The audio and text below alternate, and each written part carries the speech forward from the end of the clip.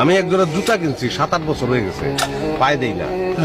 গতকালকে বাইর করছি পায়ে দেওয়ানোর জন্য, পায়ে দিতে পারি নাই, সোল খুলে গেছে। কারণ কি জানেন? টেম্পার শেষ হয়ে গেছে জুতার। সেম অবস্থা আপনার, সময় মতন বিয়া করেন নাই, বসে থাকছেন, টেম্পার নাই।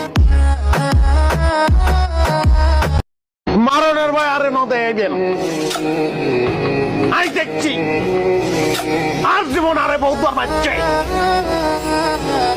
আমি মাছ দরজায় গেছি, পার হয়ে গেছি, একবার দুইবার না বহুবার গেছি।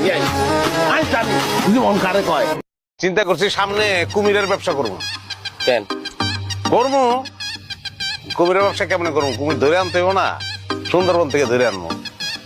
নদী থেকে কুমির কেমনে ধরবো?